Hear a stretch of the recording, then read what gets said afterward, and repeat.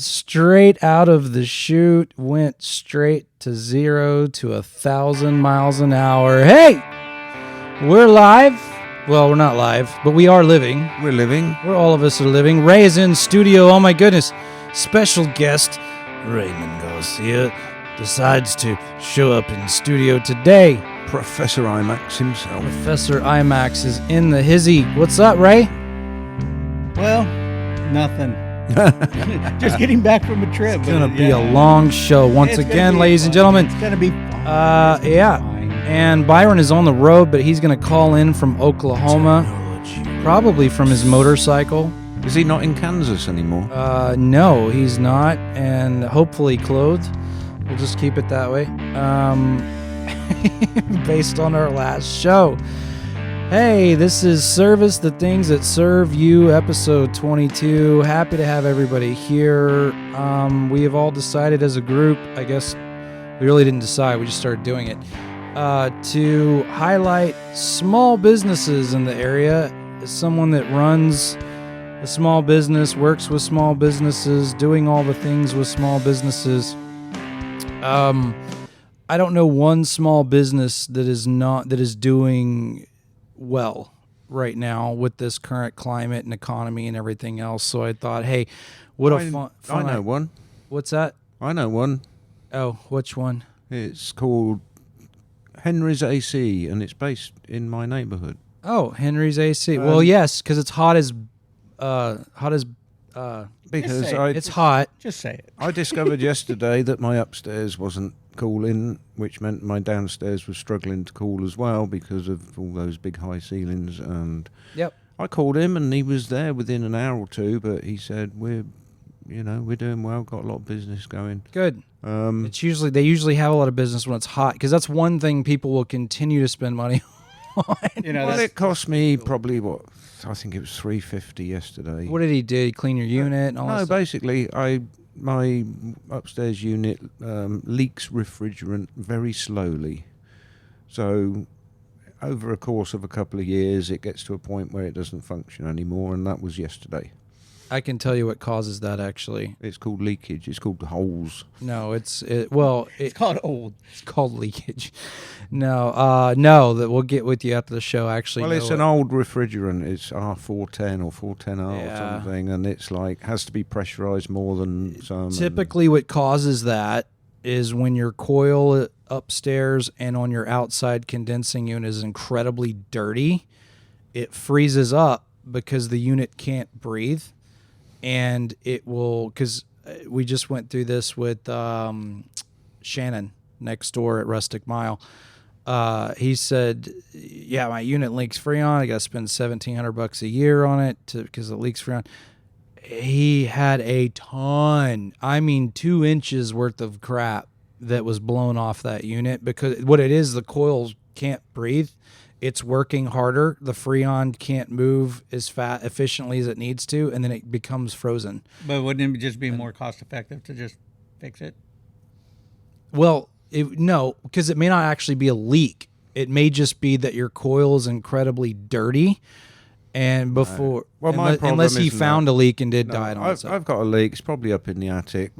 Welcome to Air Conditioning Rocks with the Technology Rocks crew. Yeah. 4 pounds of refrigerant, and we're back to normal. Yeah, awesome. Okay, so events in the Woodlands. Serinity Sips is doing an open mic night tomorrow between 4 to 7. It's Paisley's 21st birthday. That's David Piggot's beautiful, talented, amazing daughter that she's amazing. You got to go see her.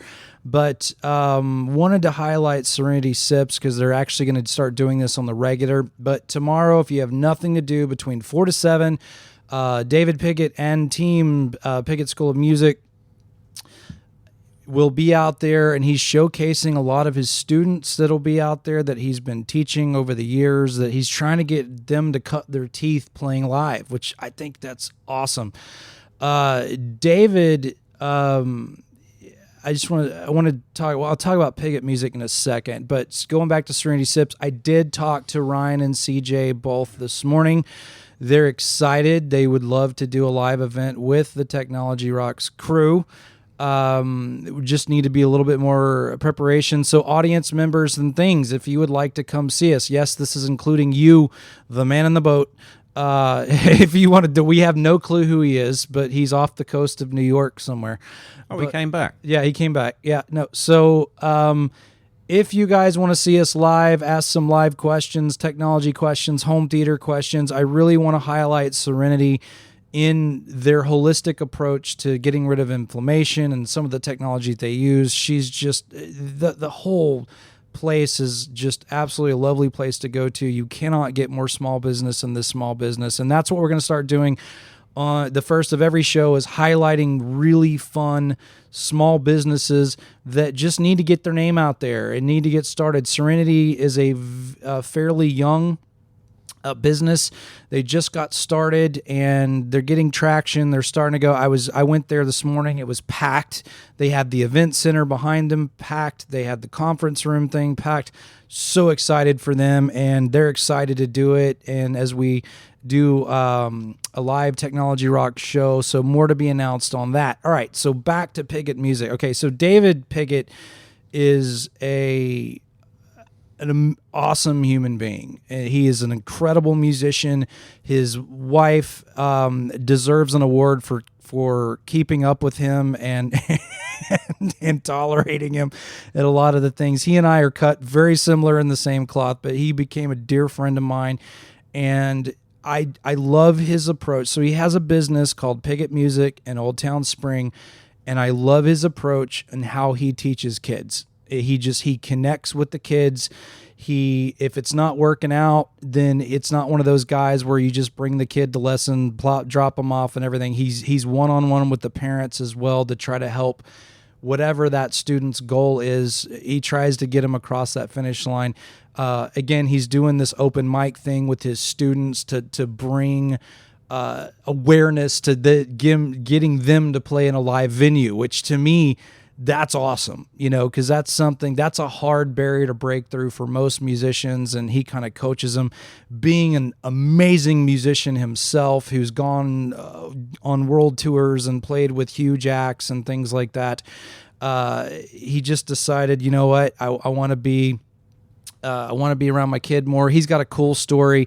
I want him to tell his story. He's actually agreed to come on the show and tell his story with all that stuff. And so I just wanted to highlight him and what he's doing with this open mic night with Serinity. I kind of made the connection there with put two and two together. And it's just, I'm so excited that the last event they had was a few weekends ago, and they just blew it up. It was a packed house, standing room only type of thing, and ready to go. It sounds like Mr. Byron is calling. We'll have him go ahead and call in and to get him on. But anyway, Piggot Music, check it out. Old Town Spring, David Piggot, Sherry Piggot is his, again, lovely other half. And then Paisley, happy birthday, Paisley, 21st birthday. So we're going to get them on the show, and I want him to highlight some things about how AI has changed his industry and small business, about how people are learning guitar, and he'll tell you straight from the beginning, there are no shortcuts to becoming an amazing musician, which he would know because he is an amazing musician. Very special person. We talk almost every day, and just a really, really good guy. Absolutely amazing. So wanted to highlight Piggot Music, Old Town Spring. Check it out. Look up David Piggot. You can also find him on Facebook and whatnot. And so just wanted to throw that out there for a small business highlight. Looks like Byron's ready to call in. Go.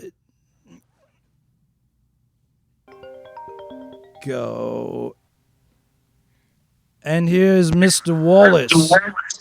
What it do, baby? All right. Hey, are you road bound or what are you doing? Huh? Are you on the road? I'm sitting in the back of my little cousin Airbnb in this nice little gazebo with the ceiling fan and a fireplace and a sofa. Please tell me. I don't want to know about your clothing status. Okay, so. No, I got clothes on because I'm outside in public. Oh, I got you. All right, so we were just talking about Serinity Sips and Piggot Music and kind of doing the recap on all that stuff with the open mic night that's coming out tomorrow. And that's it. We are ready to go. Going through the notes here. What do you got, Ian? Anything fun? We were going to talk about certifying people. I mean, I know Byron's should be certified, but I'm talking about other products rather than people. So, which particular product are we certifying today? Hang on. Yeah, certifying products. We're doing all that. Yeah, we'll get into that. Also, we just started an Instagram page, so check us out. That was mainly for Raymond because he does not like Facebook. Yeah, why do you keep, like, everybody knows I don't do Facebook, and yet they still send me, like, things on Facebook. I'm like, come on. Stop it. No, so we are on We're trying to convert you. We're trying to bring you into the 21st century. Actually, I've heard that we're old. I don't want to get Zuckerberged. Well, I heard that Instagram is the 21st century, Byron. So I know. I was being facetious. Oh, okay. Yeah, no. So we are on. So it's technology_ROX. So is our handle. Yeah. So getting into certifications. So two of these brands. Very special in my heart. I think we've already talked about Eero Wi-Fi. You know, Eero Wi-Fi, I think, is kind of it's one of those things that we've tried and true professionally, residentially, commercially, and it's just a great. So we're going to do a certification on the Eero Wi-Fi stuff. The JBL synthesis, I'm going to put it out there. There is not, and I'm going to get in trouble for saying it. There isn't a brand that has been in this store that's made an impact like synthesis. It's just I think CJ from Serinity actually came by. I think it was Friday. No, it was Thursday because I was here. She came by, her and G stopped by, and she just, you have to go read her social media post, because that social media post was on Instagram, by the way. Well, Ray can see it, but I can't. That's true. Well, oh God, we have two. Can we all get on the same page? No, just playing. Oh, you know Instagram? No. Oh, all right. Well, we got to fix that. I wouldn't be doing Facebook if it wasn't for other reasons. Oh, I got you. Okay, so she basically said it the best. Is she's been in a lot of rooms and theaters and stuff like that. She goes, I just walked in. The 10-minute clip that he showed me, I felt like the world disappeared for 10 minutes. I just felt like it was just, I was in the moment. I got to disconnect. I haven't had anybody else say that about any brand that we've ever sold.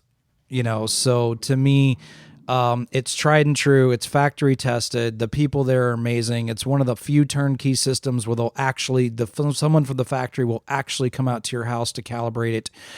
And if you want a sneak peek of that, please come to the Find Out a video and kind of see a rendering of that sort of thing, because it'll be fun. But yeah, we'll start out with those two for certification. So we'll get the graphics ready to go on and all of that stuff. So that'll be fun. And then Ian. One thing, Justin, yesterday I noticed that on the sound stage where we was at, it was all JBL speakers, which was kind of strange to me because you normally see Electric Voice or PV. Oh, PV, Electric Voice, QSC, really big in them. That's what I'm saying. It's Electric just Voice is still around? Yeah, actually they are. I don't know if it's the same company that they were. But I thought, like, because we used to use in the early days, well, I should say in the 80s, Electro Voice was huge in the cinema, and then I think they had something going on with Alltech Lansing, so I don't know, but we always had good stuff with them. So yeah, no, they're still, the fact, I think they're one of their main distribution warehouses in Houston now. Oh. Yeah, no, and yeah, so there's a couple different brands that we're testing right now. We're forming a relationship with Accurus Aragon. That's more of like a Trinov processing type of brand, really incredible high-end brand. 100 guys, 99.99999% American made. In fact, the only thing I think isn't American made is the box that it comes in. That's it. It's recycled cardboard. Yeah, exactly. It's the processing is made in Ohio. The steel is made in Houston, Texas. It's just you don't see that very often in the electronics industry. So it's just, that was something cool to highlight. But we're going to have Rick on the show because that'll be fun to get him. Rick is a savant as far as audio video is concerned. The guy has studied it. He's in fact, I still need to bring Ray over to his house to see these insane subwoofers that he's got in his lab. Low. Oh my goodness. Yeah, I've never seen walls in a room wiggle before. Like it moves the walls in the room. And just, I've never seen an impact like that before with subs. It just, so he's got a lot of products that he's working on. But yeah, no, just to highlight some of the brands that we have at Define Audio Video and ready to deploy at Define Audio Video. Rel subwoofers, we've also talked about Rel subs quite a bit. Fastest sub in the West as far as most subwoofers. Don't ask Byron because he just gets mad because he buys more of them. And especially when Maverick's concerned. But afterburners. But yeah. So we got Rel subs. We got Rel subs that are going to get the certification award, and so just kind of flying through certifications. Basically, well, I'm going to throw one in because this isn't one that you. It's not a toilet, is it? No, and it's not. Okay, but it's not something we do through Define Audio Video. But it's more my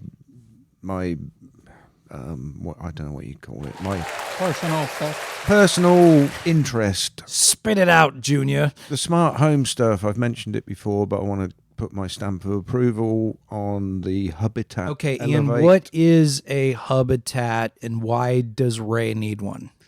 Ray might not need one because he may not, because he does Instagram. He probably doesn't need anything else. I'm talking about smart home control. And a long time ago, you remember when we did the Schlag stuff, and that kind of got me hooked on Z-Wave. Right. So what a Habitat Elevate hub does, it works with Zigbee and Z-Wave to be your home hub, but it keeps everything home local. So it takes, so to speak, if you have a tech that speaks German and then one that speaks Spanish and then one that speaks British, then they all communicate with one another. Recently they added Bluetooth, but that helped integrate more things. But they now integrate directly with Apple HomeKit, so you don't need a Raspberry Pi bridge anymore, which was it worked, but the thing they've just notified us users of is that you can now integrate Ring products. Oh, wow. That's big. That's big because it's Amazon. Ring is the one. Yeah, that one's so on Amazon. You can have your doorbell that sends notifications here and there. You can actually make it turn on porch lights or do things. I don't know if Ring does. So, Ian, what you got? A question is, since it keeps everything local, and it does Ring doorbell. So if you're not home, do you still get the messages from the doorbell that somebody's at your door?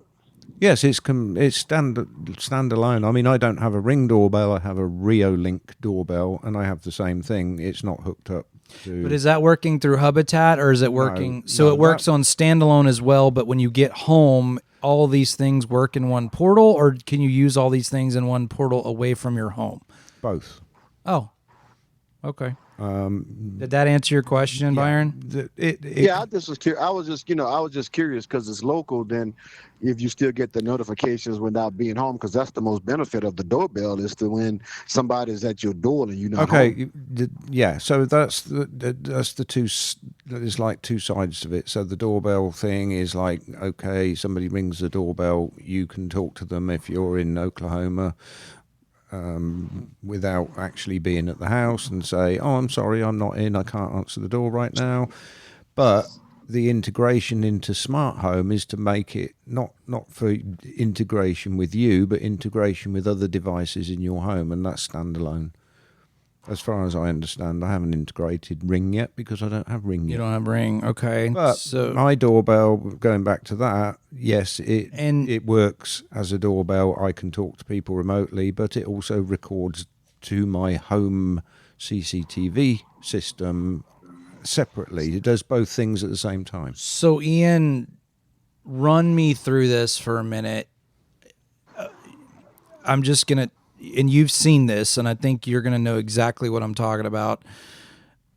Is this a brand that's going to be stick around, or is this a brand that's more IFFWT, whatever, or what if else than that? Oh, IFFT, whatever. Because a lot of those brands have come and gone that are hub based, Yep. you know, and you've seen a lot of these Kickstarter things that have come and gone that are hub based. This Are you is- certifying this because it's been around for a minute and it's It going to has stay been around? around for a minute. When I Okay. first started using it several years ago, it was, I think the model, the first one I had was a C5, which they've now gone through the C7, and we're now up to the C8 Pro version, and they're not expensive. It's like some of these other ones are very expensive, and I've been through Wink and various other Schlage type things, but this is the first one that will sit on your home network. You can program it. It's got a really big community behind it. So it's not like a slice or something where it's just going to... That's right. Yeah, That okay. died within a year or two. Oh, right. So I didn't know that. Yeah. No. I've still got one, but it's just there's no support out there anymore because it's just an old, antiquated piece of kit now. So is this a more user friendly system as well? Because Or do you have to be an Ian? or do you have to be you to program it? Because Great question. There's a lot of people who just like the simplicity of just point it and shoot. Yeah, and that's okay, but then you're relying on it being somewhere in the cloud. Like if you've got an Amazon hub, which is built into one of your Echo devices, that's then everything's managed in the cloud, and this is all done locally. No, it's not. It's not. I wouldn't say it was for the faint of heart if you really don't want to get into like nitty gritty stuff, because it is very. So it's not like if then, if else then that. There is that functionality. It's not Okay. difficult to set up simple automation. You can go and deep dive as far as you want to set up, and some people set automation to do really complicated things. Mine does things like if I get home and I unlock a specific door, the lock sends a signal and the automation turns on the porch light or the interior light at that door location. All right. So And there's also garage doors, door locks, doorbells, cameras, lighting. So maybe we should do a video where it's showing people the interaction and Yeah. a quick video and Well, throw it last on week- Instagram, which you do not have, but we can make that work. Last week I swapped out all my Honeywell Wi-Fi thermostats because they were hooked into the system, and you could make, so if you wanted to, just an extreme example, but I happen to have some AC in the garage. So if you open the garage door, it turns off the AC. Right. That's just a kind of an extreme example. Right. But I decided that No, Byron just sounds like Darth Vader right now, and I'm trying to figure out why. What are you doing, Byron? because he says that turn off the AC in the garage is really extreme, and my AC in my garage never turns off. Oh, well. what, Then even you when need you a open the habitat. door. Even when it's 73 degrees, whether it's That's because he wintertime likes or to summer. keep his princess, the seat cool for when he sits on his bike. Yeah, but Yeah, my there's a my lot. garage would fit in the corner of your garage, Oh, and it's- and then have room for two more garages. True. Good point. When I open a big double door, it's like, oh look, I'm just sending all that electricity. All right, out the so door. Technology Ah, Rock right. certified Eros, JBL Synthesis, our friends at JBL, Accurus Aragon. That's going to be the next one up for certification. I'm going to get Rick Henthorn on here to talk on the show. He's got his own social media channel that he's working on right now. Rel Subwoofers. There hasn't been a show where we probably haven't mentioned Rel Subwoofers or that Byron hasn't bought one. And then now Justin, also Integra Habitat. DRX8. Habitat. Yeah. Right, Habitat. Well, we can't certify it unless you try it. But yes, Integra will be up there as well because Byron is going to do his own experiment. Do we really need to go into specifics? The word is specific, good sir, not Yeah, that specific. word. Yeah, that That one. word. That one. Wow. All right. Moving on. So I had a plethora, and I want everybody. This is an everybody topic. So I had a plethora of conversations. Hold on, you said plethora, so I just have to say this, but do you know what a plethora is? I do know what a plethora is. Thank Can you. you explain to me what It's a a plethora very is? copacetic word. Thank you very much. Yeah. You want to keep using big Hey, words? No, that was just the movie. I'm Jesse. learning a new one every day on my high protein Jesse. diet. It's a thing. Okay, I'm gonna give you an example. When I first heard that word was when my 17-year-old told his mama he had a plethora of women. You better not, because he's gonna have a plethora of little Byrons running around. And your mom, I can amazing only he's still imagine, because I know his mom. I can only imagine what his mom's answer would have been. Hey, I was just it's throwing out amazing the- he's still alive. And did you move out of the firing range when he I said walked out. that? I left. I didn't want no part of that conversation. I was just throwing out the Three Amigos reference. You realize he is your child, right? Not when it comes to his mama. No. Yep. All right. So, we had several clients, and this is one in particular, long-term client of ours, and her husband passed away. And so her son, and this is where the topic idea came from. Her son, in the best interest of his mom, called in and said, this system's too complicated for my mom. I want to move her into streaming. All these reasons why the system she was using was horrible. And having known the system she was using, because we've been servicing it for the better course of what, Ian, 15 years now, something like that. At least, yeah. Yeah, and the only time I've ever seen, there's two times in my life where I've seen this system not work. One, when the processor was flattened by a UPS truck. And then number two, when the processor lost its ping to a clock. What do you call that? Well, it was the network connection. The clock. Yeah, and it was a firmware issue. They solved it in the end. Right. And so the thing about it was I knew how stable this system was. And so as soon as he's like, yeah, but this is too complicated. We need to move her into streaming. We need to do this. We need to do that. And we need to do this. And so I was sitting here scratching my head here. And I said, the hardest thing, and we get this call a lot. And here's what I'm going to say to all of you listeners that are trying to do this to your parents. Leave your parents alone. Okay. If they know how to use it. They raised you.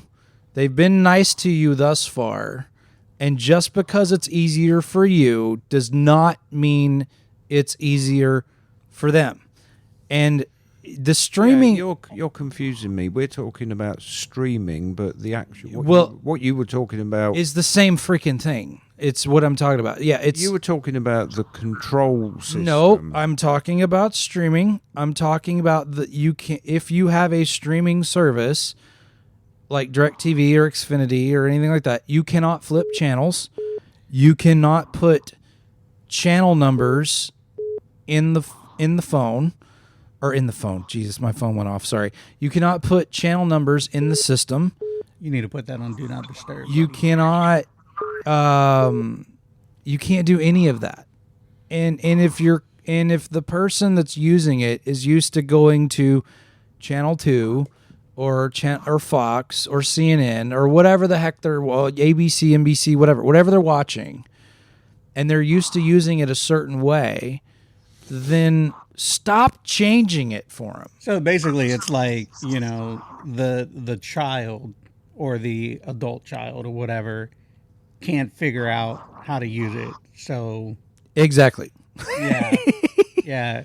Unfortunately, you're not talking about like my mom, because my mom could barely use a remote. But well, I get it. I'll tell a story of my parents for a minute. My dad's one of the most brilliant people I've ever talked to. I mean, he's a self-taught chemical engineer. He's a fabricator. He can build stuff out of air. He's just an absolute brilliant human being. So one year for Christmas, we went and bought Dad a new TV, a new sound system, new speakers, new subwoofer, everything. Just 1 year, we just did it. Jason and I chipped in. We got him an OLED, whole 9 yards. And we also threw in an Apple TV. I swear to everything that is holy, there was smoke coming out of his ears trying to explain to him what an Apple TV was. He said, but son, you just set up a new TV. Why do I need an Apple TV? That's like, Dad, it's just the name of the thing. He could not get past the name that it was called an Apple TV. Yeah, it's not really an Apple TV. Right, with the word TV. He couldn't get it past it. He's like, but I don't understand why I need another TV. You just set up a new TV. And then Ethan, who was also he's a secondary technician of ours, it's his grandfather. He goes, Pa, it's just what they call it. You don't have to use it. Here, Pa, let's just hook the cable box into back up, and we will program the remote for it, and we'll go about our merry little way. And I'm saying it's not wrong to do that.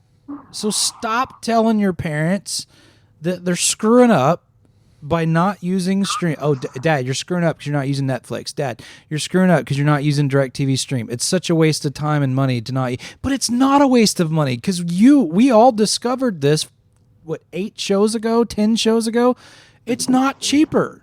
Well, I think also, a lot of times, the kids get tired of listening to their parents saying like, well, I can't do this or I can't do that. So they're trying to make things easier. Right. Which is fine. But if they're not complaining about what they're using, then if it ain't broke, don't fix it. Leave it alone. Right. Yeah, if it ain't broke. Right. I agree. My 89-year-old mother-in-law still uses Fire Stick on every TV, and if she works a Fire Stick better than I can. Well, here's what I don't like about the streaming platforms.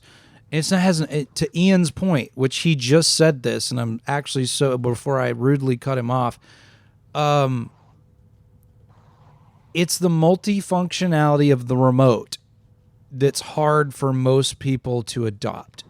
It's because you have a remote with what's weird is you would think it would be easier, but no, it's a press and hold to do this, a press this to do that, a press and hold to do this, a do this to do that. You know what I mean? And it's the multifunctionality of the remote is what the parents they don't want to learn it. They don't care. I had something set up which has stopped working, and I haven't exactly worked out why, but I still use Logitech Harmony Hub. Right. Which is the best universal remote of all time. And you can set scenes on there, and I had that set up with Alexa, and you could just say, Alexa, turn on CNN, or you could say, Alexa, turn on Channel 2, or you could say, Alexa, go to Channel XYZ, and it would do it. But for some reason, the link between Alexa and Harmony doesn't work anymore, so I probably had about 200 scenes set up, so that if you wanted to change channel, it didn't matter if you knew whether it was called 613, Channel 2, or ABC. You just said one of those three, and it would change. Right. And that was easy. And it's like... Yeah, and they put out a notice that, I forgot the date. In fact, I got the notice still that Harmony was no longer going to be to support Alexa. It was a discontinued... Oh, no way. Right before they discontinued Harmony. But I got to find it. I seen the note. I saved it. Does yours still work with Alexa? No, but Ian? no, but then Alexa has changed. We've gone to Alexa Plus, which is bigger, smarter version. No, and I'll tell you that is, and this is where it does get smart, because with my smart home system, it's like with different Alexa Echo devices in different rooms. If you walk into a room and say, Alexa, turn on the lights, she knows which room you're in. She'll turn the lights on in that room. And it always did that. But then recently, I noticed that if I walked into a room and said, turn on the lights, it would turn on the lights and the fan that was in the room. So it didn't used to. So I started digging through settings, trying to find out, how do I stop it turning on the fan? In the end, I just said, Alexa, when I walk into the room and say, turn the lights on, I don't want the fan to come on. Do you know what? That fixed it. That freaking fixed it. Had to throw on a couple of extra lines in the That's sentence there to make it work. nuts. And that's Alexa Plus now? And I said, I want to do the same thing in the garage, the living room, and study. And she's like, yeah, okay, So I'll fix that for you. Crazy. That took me 2 minutes of just asking simple questions. Job done. So, all right. Going back to leave your damn parents alone. Yeah. So here's what I told him. I had him put me on speakerphone. I really did. I said, okay. Because he was like, well, no, we need to pull our Sony TV out and put a Roku TV in because the Roku remote's blah, blah, blah, blah, blah, so much better, da, da, da, da. And I said, yeah, but... Roku's like what is it, like the Judderfly or whatever of right streaming. And data leak. Yeah. It's And horrible. I told her, I said, but wait a minute. I corrected her son. I said, that's a $7,000 OLED. Like, that's a really nice TV. And there's not a nice Roku TV. You know, I mean, most Roku TVs are just basic televisions, and as they should be. Who cares? I'm not knocking quality. I'm just saying, you want to pull out a $7,000 85-inch or 83-inch OLED and replace it with a $600 Walmart Roku TV. I said, here's what I do. I said, here's what I want you to do. I asked him, I said, do you use this method at your house? Yes, I do. Okay. I tell you what, have your mom go to your home and you show her how to use it and see if she likes it. And, oh, well, she's going to like it. That's not what I said to do. I said, have your mom, because guess what? He doesn't live here. So you know what's going to be tech support? We are. And that's the thing and that's what I was getting to is if she knows how to use it. And she even brought up, well, you talked about this with my husband before he passed, because we were talking about moving him to Savant and out of Just Add Power and all these other massive things that they have. And I said, yes. And then I said, and I think I saw smoke coming out of your husband's ears because he had already gone over his head, not even meaning to, because it's a lot. It's a giant house. It's a big system. There's a lot of moving parts to it, which is why Bitwise it's probably one of the last Bitwise systems being used other than a sports bar up the road. But that's what I'm saying. And I'm going to tell you, young people, if you're one of these people, I want you to take a step back and just wait and stop for a minute. If you want to bring them into that world, then let them test drive it first. See if they like it. Because other than that, you're going to be nonstop tech support and frustration. All they want to do is watch TV. All they want to do is connect to their entertainment. Leave them alone is what I would say. Leave them alone. And this is telling you this because, I could sell them a new TV and do all this stuff. I don't want to, because if it works for them, then leave them the heck alone. Again, it's just an inconvenience for them. It's not an inconvenience for unless the parent asks for it. Well, every Christmas, Ray, every Christmas, or in Thanksgiving, family comes into people's homes, the grandkids, oh, no, Mom, Grandma, you're doing it wrong. Mom, you're doing it wrong. Da, da, da, da. So they load up all their smart crap, and then all the hustle and bustle, they forget to put it back. And then their parents don't know how to use their TV. And it's like, that's what I mean by leave them the heck alone, because it's like, it's costing them money to have someone like me come out and figure out what the heck you messed up.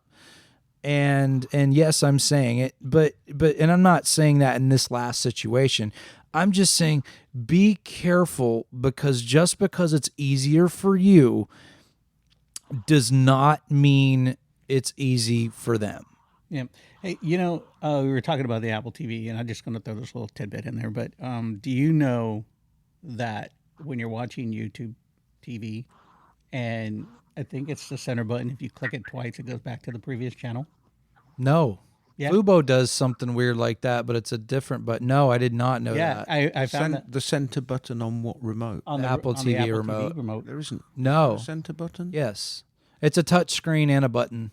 Yeah, It's a touchpad, but if you press in the middle of it, it's actually, and that's the most frustrating part that older people get overwhelmed with, is that multifunctionality of the remote. It's easy for us because we know how to use touchscreens and things, and they use touchscreens as well.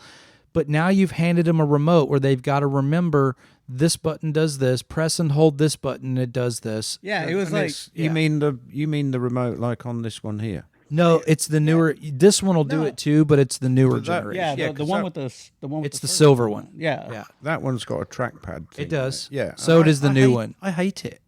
that's why they changed it. There you go. Absolutely hate it. Yep. There you go. So- Case in point. When I fixed that one last week, I had so much trouble with that remote.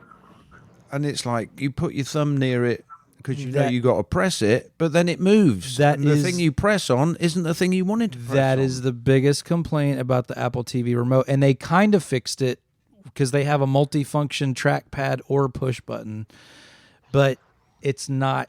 I've still got- It's not a cohesive thing. It's, I've still got a Gen 1 with the old white one. I know. You know, Yeah. it's with technology and stuff like that. Like you try to be like in the center of it, especially with guys like us or whatever. But there's still things that I get amazed of, and I'm going to tell you like this little story. I was traveling to Edinburgh, Texas, one time for work, and the hotel that I normally stay at, they always have that. They have this like really nice coffee machine there, and I kept trying to press the button to get the coffee to pour, and it wouldn't pour, and I'm just like, what the hell? And I'm getting like mad because it wouldn't work and it wouldn't start. Did you forget to put the cup under? No. What it was is that this coffee machine and it to help with, I guess like getting fingerprints on it. It has a proximity sensor on there, so you just barely put your finger as close to the button as it allows it, and then it'll activate it. And for somebody like me who loves technology, I'm sitting there just being amazed at the fact that I don't have to touch the machine in order for it to pour my coffee. I mean, it sounds simple, but it's just pretty cool that that this is where it's going. That you don't even have to touch buttons anymore. You just have to be close to the button in order for it to work. Yeah. So I thought that was kind of cool. I'll just throw that out there. I mean, Yeah. No, that's great. No, so I found the most frustrating part with Fubo is that Fubo, there was too many buttons that did the same thing.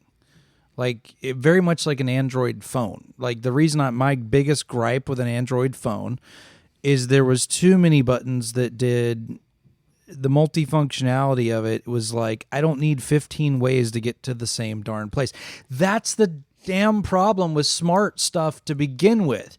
I've got a TV with apps, I've got a Blu-ray player with apps, I've got a streaming box with apps, and now I've got a cable box with apps. well, the problem is you got too many boxes. Just stick with one. Well, right. And that's what I'm saying. Either Find stick the one you with it- like and stick with it. Exactly. And if they find the one they like, leave them the heck alone. Yeah, no, for sure. All right, Byron, you're up next. You brought up a topic that Mr. Justin Byron brought up when you guys were having a casual conversation. If you would like to enlighten the group. Yes, I'm one of the few people that go meet the UPS man to get his packages. I don't wait for him to come to me. I So think we they had a broke. I think he conversation. told you not to do that anymore, right? Or they can't do that anymore. Yeah, he did.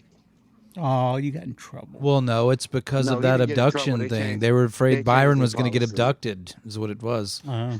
And if I he's was meeting, gonna kidnap him. and since his new not wearing clothes thing has happened, it's probably also frowned upon.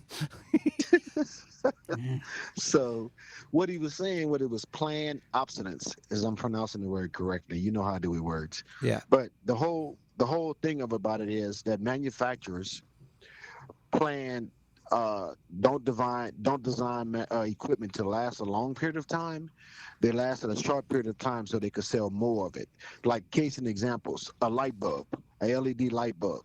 The LEDs can last 25, 30 years, but the computer board, the circuit board inside is the one that fails. So therefore, when the circuit board fails, you still got to buy your new light bulb. So And Byron, so is this you- something you believe in, or is it something like what is your belief on it? Well, I do believe in it. Let me tell you why. Is because coming from the computer side of things, I believe that the same people who makes the virus is the same people who make the antivirus. 'Cause Well, think yeah, about it's like it. Mission Impossible 2. Yeah. Right. You know, if I don't have a Spoiler virus, I alert. can't make this antivirus software and I can't sell it. So the same thing. GE coined the phrase. If you Google it, GE coined that phrase because that's the methodology that they practice in their products. Who's now owned by Savant, by the way, in case anybody knew that. Yeah.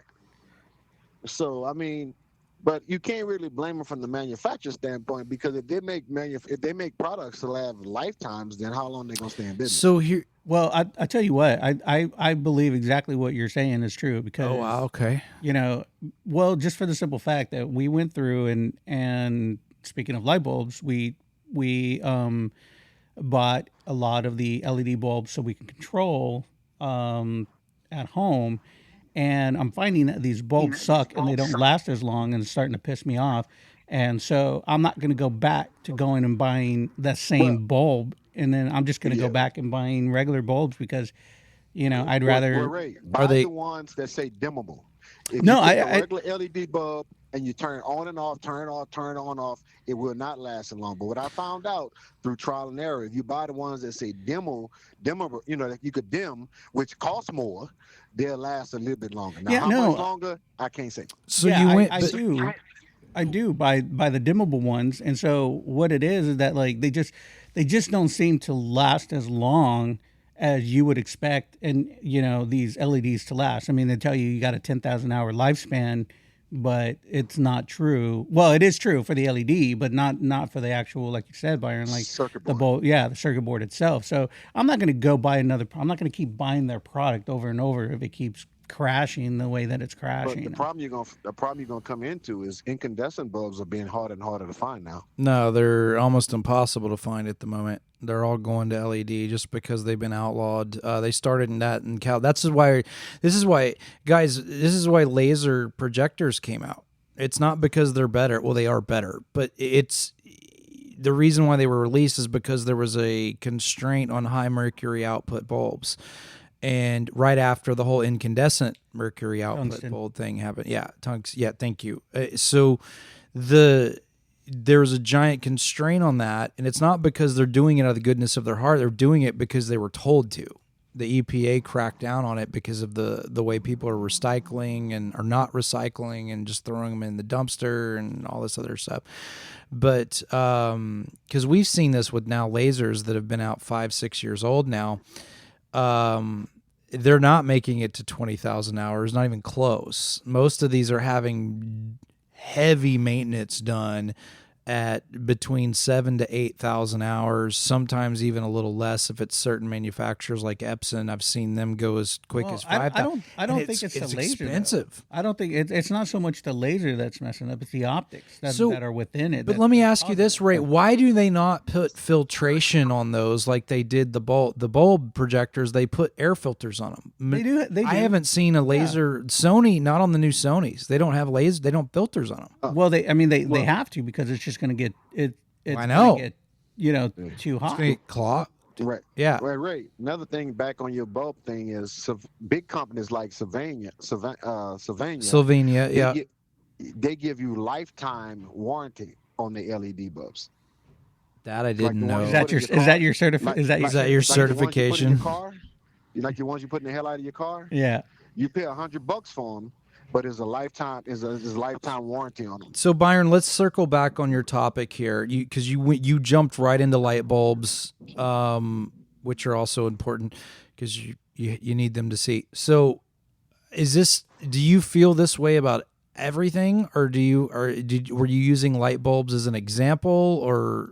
I'm using light bulbs as an example because Okay. it's the most common product that you will see this in. Now, like if we go to AV products and this and that, that's a little different. It's kind of hard to prove that point. You know, like washing machines and dryers. You know, it's kind of hard because there's no consistency on the life expectancy of those. There's too many variables involved. So Ian, you're sitting stoically in the corner, meaning you're stewing. So do you have He mentioned washing machines. I saw a video yesterday where a guy was explaining how, I think it was a hot point, but they're all pretty much the same. But nowadays, it's a big plastic drum and the thing that goes round on the inside. But when the bearing goes, you can't replace it. and something called the spider he was How talking wasteful is that? about. Because they've glued this thing together. So he demonstrated by cutting round the gluing line, taking it all apart. There's no reason why they shouldn't just screw it together so that when the bearing goes, that somebody can repair it. Well, they do the same thing with pool pumps. Mechanical seal bearings and pool pumps you can't replace. A lot of What a waste. devices I'm gonna put it like this: they call low cost, which we know washing machines is not low cost, but in the whole grand scheme it is low cost. You can't replace the internal parts. It's run to failure. Yeah. You know, you run till you So- failure, then trash it and get another one. Byron, didn't they do this on was it Ford or Chevrolet that did this on their transmissions? It was Ford. It was Ford. Yeah, they did a sealed transmission where you couldn't service the fluid in it. It sucked. Yeah. That's why they had a lot of transmission issues with anything from like 2013 to 18 Yeah. Okay. and something like that. Yeah. So, all right, so I have a little bit different perspective in it, which kind of goes into the servicing what services you, and I've gone through this and I'm going to jump into HVAC for a minute as it kicks on. I have a service guy we use. His name's JD. Code Blue HVAC. He's rain, sleet, or snow. This dude's Johnny on the spot. Does commercial. He does residential too. Does commercial. And he has this line, and I love, and I'm going to have to read the tagline, but I love this slogan that he has. And one of the things that he uses and it's on his cards, it's helping you keep what you already own. And I love that. I love that about his business. That tells me everything I need to know about that business, because it's like most of these companies are trained to sell you or oversell you or whatever. And Define AV has the same type of approach. When we come out to a job site, I was trained by Ford Motor Company. So I had some of the best tech support, pinpoint test training in the country. And one of the things that I do is it sounds bad, but I do it. My instructor always said, rule number 1, clients are always mistaken. They don't mean to be, but sometimes they're mistaken about what they're talking about, meaning the symptom may not exist the way they say it's existing. So don't chase a symptom based on that synopsis. Use your own eyes. Look at it. Look at it yourself. If need be, put the remote in the client's hand, let the client do it, and then watch what they're doing. They didn't say remote, but put the vehicle, go ride with the client, let them do what they're doing, and then you monitor what they're doing, and just to see if they can replicate what's causing this. Sometimes it was a failure point. A lot of times it was end user error, that they're not shifting the vehicle correctly or they're not using the remote correctly and things like that. And so a lot of times it's going to that. So let me get back to full circle because I digressed. So, all right. So going back to what you guys are saying about manufacturing, are manufacturers building these to fail? Yes and no. I don't know one manufacturer that wants their vehicle to last 300,000 miles. Why? Because you don't buy a new vehicle for 300,000 miles. It's just the way it is. Even with general maintenance, I've never had a BMW. I've never owned a BMW that lasted longer than 65,000 miles. And now I don't own BMWs anymore because I got tired of buying a new are every 2 years or 3 years. So but I love the machine. I love the way it worked. I love the way it drove, but there was so are there manufacturers that build things to fail? Yes and no. Now going back to the HVAC story, my HVAC is 21 years old in this building. It's 21 years old. Okay. 9 years ago, we had a catastrophic failure on our air conditioning. I knew it was going to suck. It was going to be, there's not one commercial AC situation where you have to do full replacement that's going to cost you less than 35 plus grand. And that's being conservative on a commercial HVAC system. Sheepishly, I looked at JD and I said, JD, do we just need to replace it? And he's like, nah, He sounds like Mater. If you ever meet him, he's literally Mater in real life. I'm serious. If I get him on the phone, he sounds just like, he's like, I don't know, man. Let me see what I can do with it. And is kind of what he did. And I said, all right. And so he comes back in. He goes like, man, I'm gonna nickname this AC Rocky, and he spray painted. It's spray painted Rocky on the back of my AC unit because it's about servicing the unit. You know, it's about cleaning the coils, changing the air filters, cleaning the internal coils up top. And because he's done that, I've gotten 9 more years out of my AC unit that's 21 years old. All right, so let me apply this to what we do, okay? I go into these homes all the time with people that have burned up HDMI boards, all the time, once a week, easily, maybe sometimes 3-4 times a week. All the time. Every time I go in there, they have crap stacked on top of their AV receiver. Every time. I would say not every time. Sorry. 90% of the time, they have crap stuck on top of their AV receiver, or I could take my finger over the top of their AVR and pull Jurassic Park DNA off the top of it. I mean, talking about the amber stuff you can make a Brontosaurus out of, right? And to me, the people that have thoroughly kept their things cleaned, surge protected. That was weird. I heard myself. I think we've got feedback on Byron. Probably. Ground loop on their cable box, or ground surge protection on their cable boxes, things like that, have gotten somewhere between 7 to 8 years out of their AVR. If you don't do that stuff, 3 max. Yeah, I mean, it's always going to go back to, you know, what you can do to help. And there are things, and that's great. There are things you can do to help. One, dust the damn thing. Clean the fans that are in the back. Don't you know. sit things on top of it. Surge protect it. If you're using a hardline cable box, make sure the incoming line is on a surge protector before it goes to anywhere else in your home. Otherwise, you're going to burn up your HDMI board.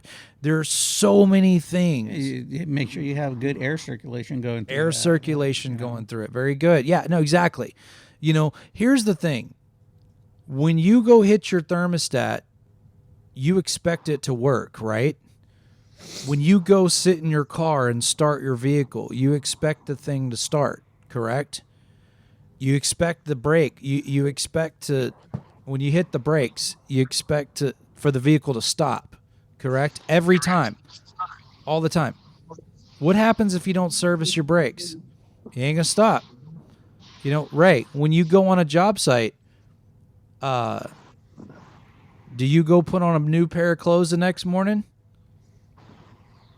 Yeah? Oh, yeah? Okay. Do you wash your clothes? Yeah. Why do you wash your clothes?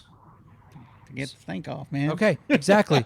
Well, then why do you treat something that works every day, all day long, for you the exact same way? Same thing with your AV receiver. Half the time, people turn on their TVs and let them run all day long. Like, you know, when you're at home, or you know, there's things that, you know, people don't really, you know, think about these things just because they got everyday life happening. Sure. Right. You know, I think, like, you know, guys who are, you know, very tech savvy and knows what it takes. I mean, those are the people that are, you know, making sure that, you know, their air vents are clean, that they have, you know, the heat's being extracted, that right. you know, they might put a power conditioner on their system, or they might do this, whatever the case is. I mean, you know, but the typical consumer, they're not going to do it. They're not going to do it. They're not going to do it.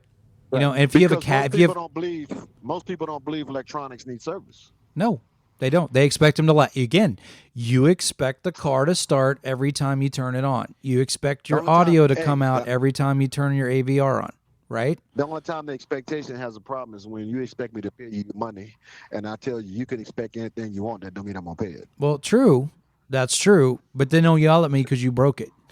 That's what I'm saying. Yeah. I have taken Technics integrated amplifiers from the 1960s, and they'll bring it in, and it's snap, crackling, and popping. You know what that snap, crackle, pop noise is in your system? Dirt. Dust frying. Yeah. You're frying the dust, and it's coming through your speakers because it grounds, it fries the dust, and comes to your speakers. Guys, clean your stuff. If you don't have the money to buy a new one, and guess what, stuff's not getting cheaper. It's not getting cheaper. I stole. I didn't steal. I acquired because the person still know where it's at. A B&K amp that a good friend of mine cleaned it before he let me steal it. Well, it's not really stealing, especially if the person knows where it's at and they haven't retrieved it themselves. So therefore, possession belongs to you. And they watch you walk out with it, huh? Yeah, no, there's that. Well, that's what I'm saying is service the things that serve you. If you expect it to work every day, then be nice to it. Yeah. That's including your spouse. If you be nice be nice, and that's the thing is treat it better. So we make a question: do I have to service her first, then be nice, or do I have to be nice then service her? Oh dear God. Well, we service it correctly. You have to be nice to get it started. He's not wrong. Okay. He's not wrong. gotta- So be be nice then service. We're getting off nice the then rails service. here. He's not wrong. No, but it's service the thing that serves you, and that's You know the thing. my view on these things. That's why I'm Please. partly why I'm called the high-tech redneck. If it ain't broke, don't fix it. If it is broke, then I'll try and fix it. Then rig it. Sorry. I'll frig it. I'm trying to get it to work. It's very rarely that I'll throw something out because it doesn't work. No, but I love the topic. As soon as I saw Byron's topic, I said, man, this is great because I just went through this with my air conditioning system. And I was like, man, and I was so frustrated when it wouldn't work. And I was like, well, and I'm nice to mine. So just because you're nice to it doesn't mean it's not going to fail. It just has less probability of failing. Right. In the industry side of things, they do have a term for that, and it's a measurable variable, and they call it mean times before failure. Mhm. So in other words, they chart over a series of products the time, how long the time it runs before it actually fails, and that determines what type of maintenance program they put in place for it. Yeah. No, absolutely. And I know when I was in the automotive industry, they totally did that. And Ford actually has a test track where they beat the hell out of the thing on bumps and roads and slick, and hills and all that stuff. Yeah, well, they missed a mark on that transmission issue. They totally, We're and gonna they know, put and a they clutch in there, and they know it too. They Dodge totally know it. Remember, Dodge did the same thing. Yep. It was a known fact that Dodge cases with the transmission was trash, and they knew it too, but they still wouldn't fix the problem. They wouldn't change the case manufacturer. So going back to Justin Byron's topic, which is the double Byron topic, going into that, I think there's a little both in that. I think there's lack of maintenance and upkeep from a clientele perspective, but I also think, and again, just because you do that doesn't mean it's not going to break, but you have a less probability of it breaking. But I think, in certain cases, like for instance, Martin Logan, let's go to Logan Martin as Byron would call it. Their speakers, they still make electrostatic panels for speakers that are over 20 years old. They still do it. There are 3 engineers for that company that absolutely hate that because they say, well, it's just keeping people from buying new speakers. Well, then what do they do with the old ones? Because they're massive. They're 6 feet tall in most cases. And it's just, and they don't want to be that company that's forcing it into. So I think it's a little both. I think margin has increased. I think things are being produced cheaper, but the price hasn't gone down. I think that's correct. I think like they're being produced a lot cheaper. Oh yeah, They're using absolutely. cheaper material. They're using, absolutely. Nothing's as robust as the way it used to be. I mean, as a musician, right? Do you prefer a tube amp? Or do you? I love a good tube amp. Yeah, it just warms the sound. Exactly. I just don't like it when my tubes go out because it's loud. So, but it's like that, where you had, a superior product, and then, they're just trying to find ways to they keep the price of the product either the same or raise it, but they lower their quality assurance as far as the materials that they're using to make the product that you're buying. So, Byron, did Justin have something happen that created this? Yeah, it was It was a GE product, and I can't, off the top of my head, remember exactly. I what it know he was. hated a I think certain it was- brand of TV because one of them went out, but wasn't one of them in his garage? Yeah, I can't Yeah. think. Yeah, it was something. It was a GE product. I just can't Yeah. remember what the product Yeah, was. no, well, because I can't fault people TVs going out when you put them in non-air conditioned garages and back porches where they don't belong and things. I can't fault a piece of gear of that because you're not using it for what it was made for. You know what I mean? Yes, I can go take a Jeep Wrangler on a drag strip and run it down the drag strip, and then I can put it in 4-wheel high and run it down the drag, or 4-wheel low and run it down the tracks. But it's just not made to. It's not the thing that was made to do that, and you can't get mad at something to. But if it was, I think it was a dryer, wasn't it, or a washer, something like that. We'll have to get him back on the show and ask him what's going on. But I think it was a great topic. Service what services you take care of your stuff. You know, you can't get mad at it if you're beating the crap out of it. You know, or you're not taking care of it. You're not cleaning it. Ray said it he washes his clothes every day. Why? To get the stink off. Well, exactly. Why? You know, if you have a cat, just one of these little furry terrorists called cats that live in your home, they lay on everything. They lay on your, you know why? Because it's warm. They'll lay on your cable box because it's warm. They get behind your TV because they want to play with Ian's lights. You know, they do all this stuff. But the thing is what does that mean? Well, that means there's cat hair and dander that needs to be wiped off and cleaned off the ventilation because guess what? That stuff falls into those little vents that it needs to breathe. And then now the circuit board is coated and it can't breathe. You're choking it out. And then that's why, and if you want to save energy, clean your air conditioner. If you want to save energy, clean your stuff because you know why? Cooler components use less energy, period. It's a fact. If you keep your components cooler, they work better. Just like when we're cooler, we're happier. I'm always cool. And I'm just a cool Mr. guy. Cool. Mr. Cool, man. Professor Garcia, Iman, Mr. Cool. Mr. Cool. All right, I think Byron's got to peel off because he is in Oklahoma and he's got to jump on a bike. Is that correct, Byron? Right. So I'm gonna leave you with this visual. Oh, Don't- please don't. Oh, no, no, Please no, don't. no, no, no, We don't need it. I've seen the text messages, man. Born to be free. Just to leave it like Oh, the white leather. Here we go again. Oh, my that. Born to goodness. be free. I just hear this Leather. stick and when he gets off his bike. That's all I can think of. All right, be safe. We need you back here because we're going to do that live event. So Yeah, bring tacos. Dude, and bring tacos. deuces. Tacos and napkins. Later. All right, so that's Byron out, bringing us into topic number 3. Well, I already covered this, so we can. probably skip it. Alexa plus Siri, creepy or helpful or both. I said both. Oh yeah, they're creepy. Every time you can't say one thing without those little hoes like just listening to you, man. I'll tell you one thing I did. I can't remember if I mentioned it last week, but they introduced personalities to Alexa Plus, so I opted for the sassy one. And you can't just do it through. You can't just do it through saying, "Oh, make your personality sassy." You have to go into the app and verify your age and do, you know, whatever. That's it, But it's like it's not exactly F-bombs and other sort of sound, but, you know, the heck word comes out a few times. It's quite an interesting conversation. yeah, and that's one thing we need, right? Is we need, you know, the AI It's talking like- back to us like Having this conversation about turning on the lights but not turning on the fan. And it's like, with it in sassy mode, it's like, oh, heck yeah, I thought we'd done that. You know, it's like you're having a conversation with something that's got a bit more reality to it. But then again, when you stop and think that you've just used 7,000 gallons of water and 3 megawatts of electricity just for that one short conversation, then it kind of puts a damper on it. yeah.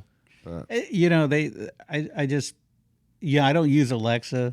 I do have Siri and Google Home, which, you know, I mean, I like it. You know, it comes and goes, and you know, but well, I've got Siri because I've got this hybrid home automation that I have a hub which is integrated with Alexa because you can't integrate it directly with Siri, but I have an old Apple TV that's running HomeKit. So I can use Siri on my watch. Like I can ask it to do things from here. I mean, if I said, Yes, I was trying to drop cold water on Ian on purpose. you missed. Not even a reaction. Not even one reaction. One iota of a reaction. Here's the thing. No matter what, you're not going to get away from it. Well, not now. So are we going to... I don't think it's... We have an audience question for Ian, by the way, on this topic. Really? We do. I have a fan. Actually, you do. You do. Lots of fans. Speaking of that, I'll get to that in a second. But All right. let's go to the audience question. And it pertains to this, so it actually just flowed right into it.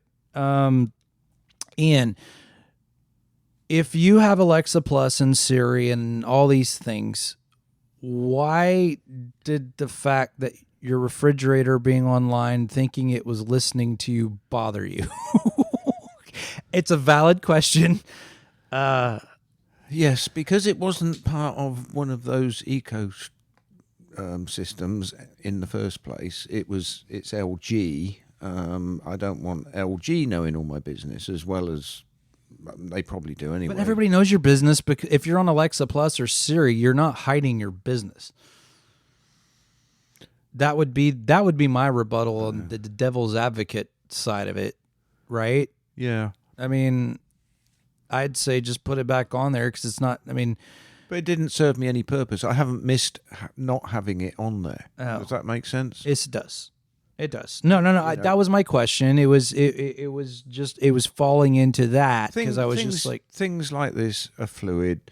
When we bought the refrigerator, it's got Wi-Fi. Let's stick it on the Wi-Fi and see what it does. Well, I did that, but at the end of the day, it's like it's not serving any purpose, and they're probably picking up.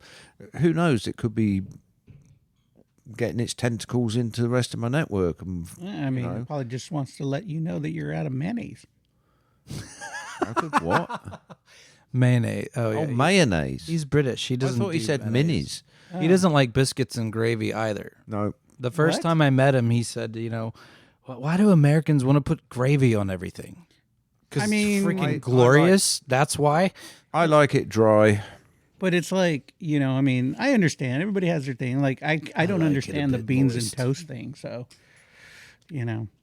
Well, that's something you have to try, Oh, trust me, we'll be in London in a couple of weeks. You so don't we'll have to know. go to London. Do it at home. Do I want to go to No, London? you got to do it there. You can't do it at home because then it's just gross. Yeah. You'll have to get with Ian on a tourist map of where to go, all the spots. Don't worry about beans on toast. It's not the greatest. Yeah, we call it shit on a real shingle. real fish and chips. Now, that's what you got to go and find, a real chippy, as they call it. We need to Yeah. go. There is a place in Kemah, right? We need to go check that. It's supposed to be a proper British restaurant, but Yes. we need to bring a proper Brit over there to see if because it's actually they proper have to be British. the ones to certify the situation. So, Right. It's like me bringing you to a Mexican food place, and you're like, "This sucks, dude. This is just Velveeta I mean, and really, like crap." us Mexicans should just call it food. right." Is he It's true. Mexican? He is Mexican. No, didn't know. technically. I mean, my family's from Mexico. Yeah. I was born and raised in Texas. Well, Fourth, you're fifth generation. a freaking Texan then. I am a Texan. All I'm right. sometimes proud So of it. weighing back in, Alexa Plus, Siri. I haven't adopted it yet. I use Siri, and for God's sake, well, I'll bring this up in my next This in all your gonna- next. This is all topic. going to change. What do you mean? Well, in the next generation of Siri, you're going to have the choice of ChatGPT or Grok or Claude or whatever as what sits behind Siri. So Siri's not going to be anything It's clever. it's kind of already is, right? Because they're using like Siri with ChatGPT. Yeah, they are at the moment, but Siri's still kind of a standalone person. All right, Ian, take us into the next one on the do the blessing on the next one, because this is your corner coming up. Are you talking about the update? The update report ailment, and you had some ailments with Norton's recent Yeah. updates, which I know one of our fan favorites was asking about antivirus a few shows ago. Yep. Um, Okay, well, let's do the iOS stuff first. okay. Just as a matter of interest, kind of a little slight segue. I read that Apple are selling more phones year on year compared to last year and Oh, I last don't year's doubt first it. quarter by about 14%, and Android sales have dropped about 4% or something. So Apple are still doing okay. Anyway, they've just brought out iOS 25, iPadOS 25. Was this like the fourth update now? 26. Fifth No, update sorry, they pushed out? I'm getting that wrong. It's not 25. It's 26.5. So Yeah. Tahoe on the MacBook, 26.5. Which has been a mess, by the way. Yeah. I can't get GarageBand to work on Tahoe at all. iPadOS, WatchOS, iPhone's iOS, they're all 26.5.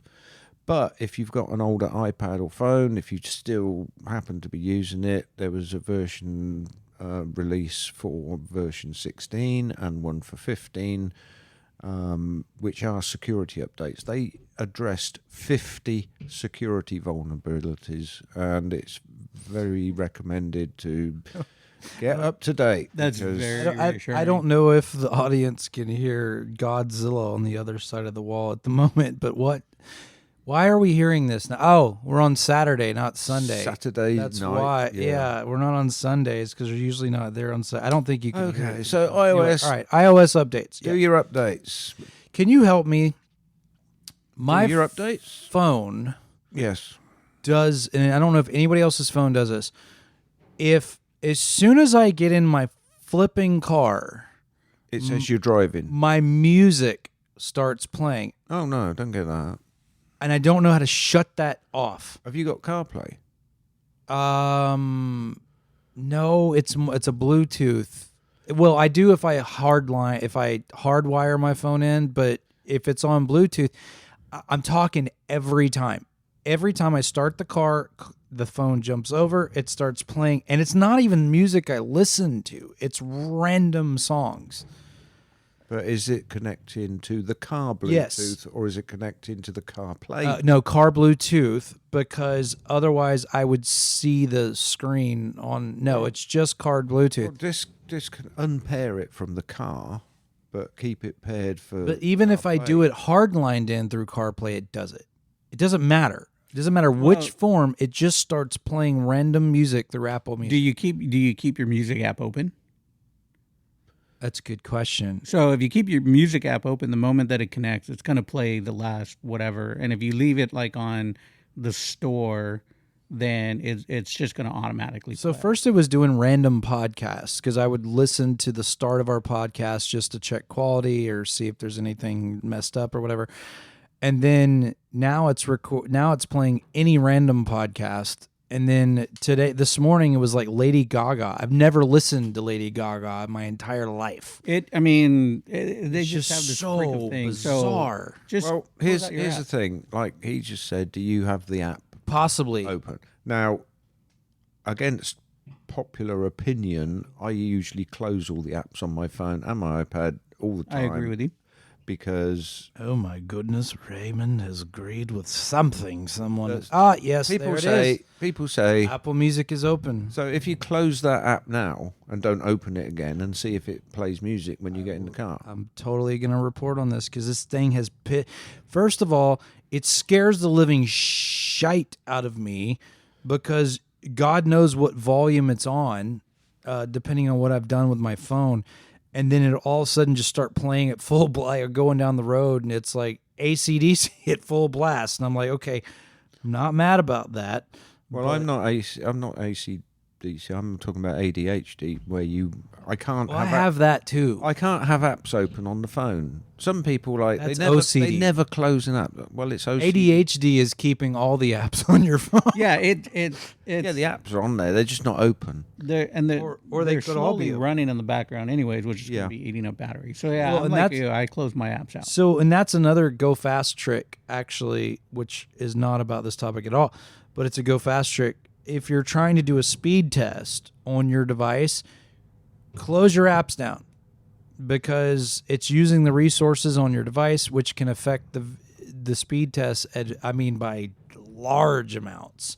So if you're one of those speed test junkies, it's got to go check speed test every 5 minutes, and then calls me and says, "My internet's slow." The first thing I add, they don't really sound like that, but sometimes they actually do.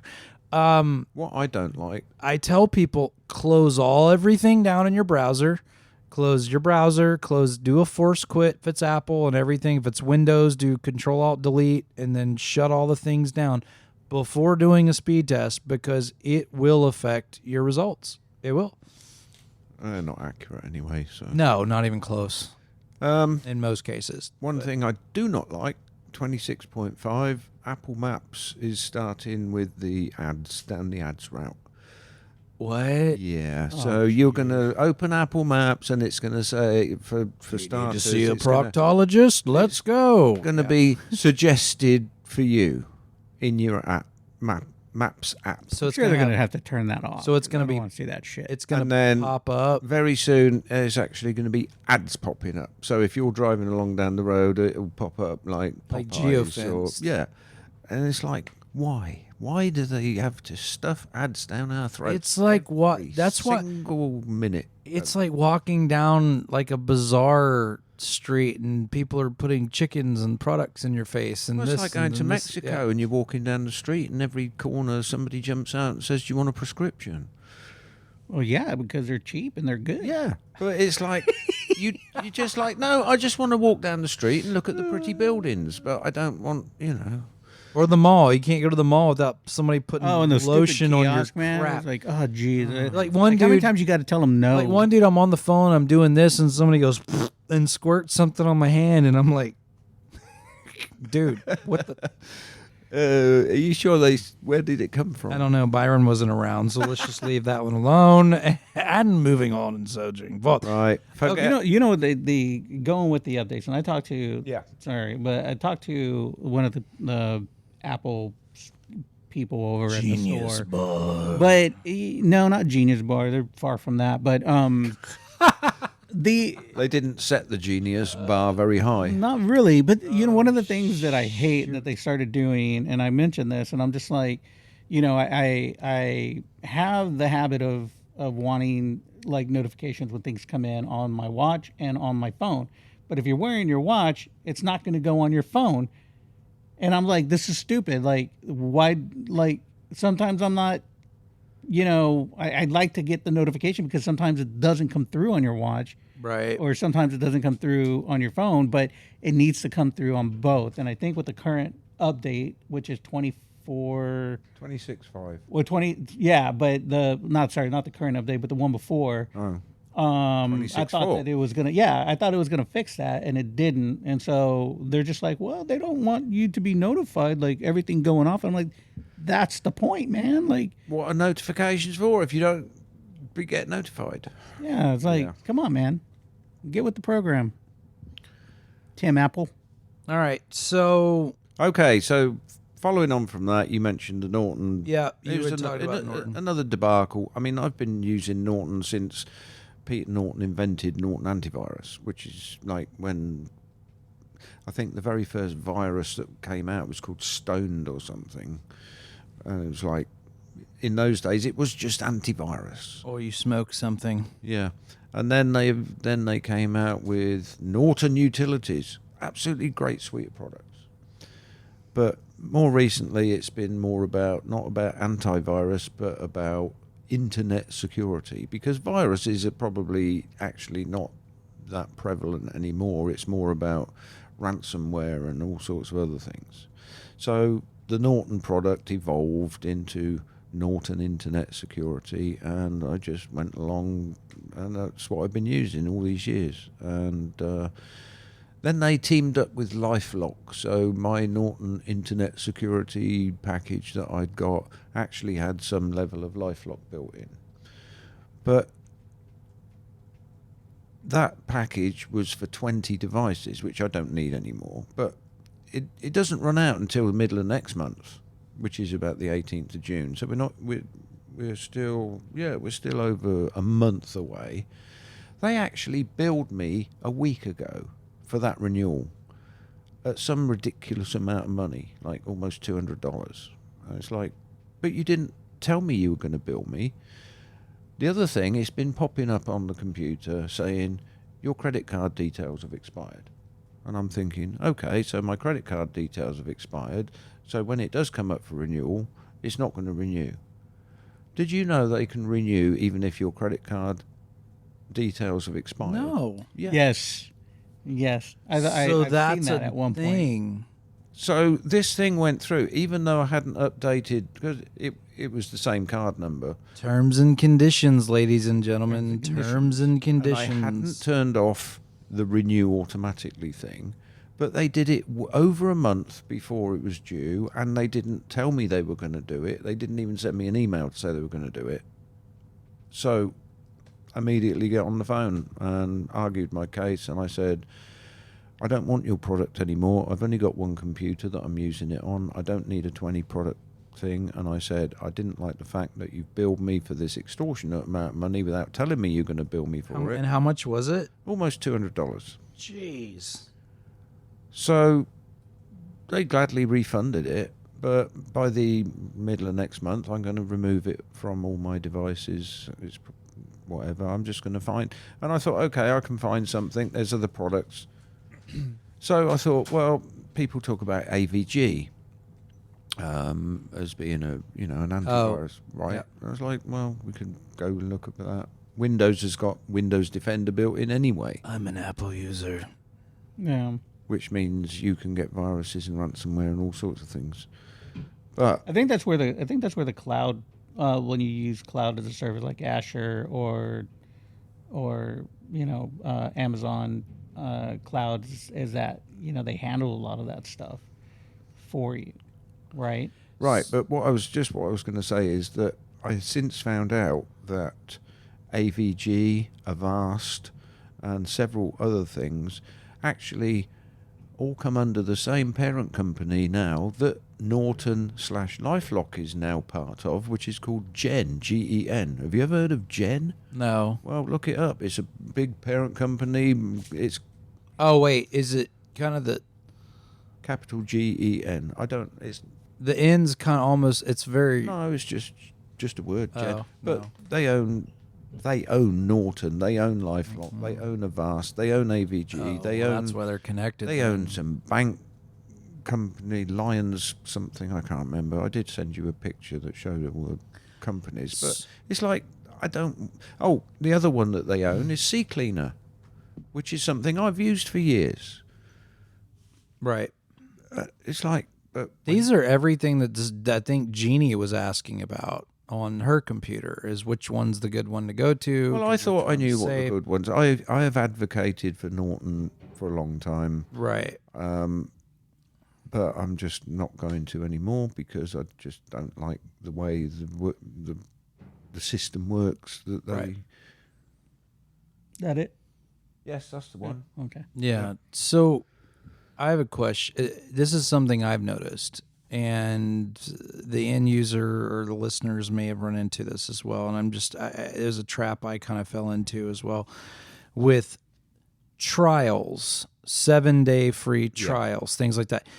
All of that is 100% bull, because they always charge you. Because when you cancel it, even if it says 7-day free trial and you try it for 5 minutes and cancel it, you still get billed the $7.99. You never get refunded that amount. And I don't know how they get away with that. But I've noticed several of these free trial app things where you're just trying to get a feel for how it works. Yeah. You get stuck in this loop where they're billing you. And yes, you can always go cancel subscription, but it still charges you. Yeah. Even if you cancel subscription and you stop it that day, it waits until the end of the month to bill you and then cancels it. Cancel, yeah. Yeah, so it doesn't matter when you cancel it. So That's a